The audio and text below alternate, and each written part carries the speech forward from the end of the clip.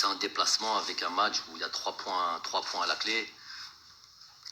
L'avant-dernier match de cette qualification de Coupe du Monde, certes, pas le meilleur adversaire, on va dire pas l'adversaire le plus coriace. Je crois qu'il a 0 points dans le groupe.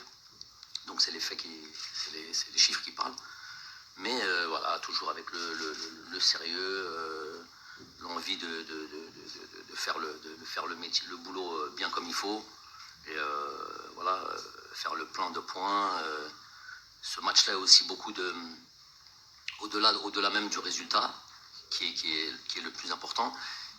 C'est aussi d'abord le résultat, d'abord prendre ces 3 points-là.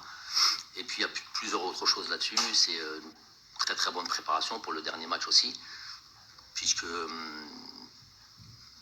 il y a beaucoup de choses à faire dans ce match-là. Il y a des joueurs qui sont évidemment et qui ont des cartons jaunes, donc il va falloir faire en fonction de ça. Il y a des joueurs qui sont un petit peu en manque de compétition, ou bien qui ont joué il y a trop longtemps. Je vais donner un exemple. Par exemple, les joueurs qui évoluent au Qatar, tels que Bardad ou Jamel, ont joué le 3 ou le 4 novembre. Le match contre le Djibouti est le 12. Le match contre le Burkina est le 16. Donc vous voyez qu'il faut quand même faire en sorte qu'ils restent quand même sous compétition. Et pas ce que des fois on va de manière simpliste dire que par exemple j'entends ici et là, je vais élargir un petit peu les choses, allons-y avec une équipe B ou allons-y avec une équipe donc il faut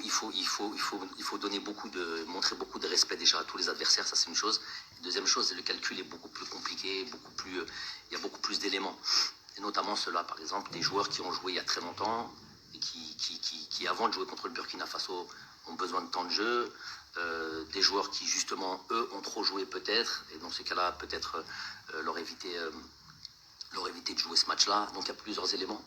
Je vous ai dit, 1, c'est avoir le résultat et gagner ce match-là. Donc il faut une équipe compétitive.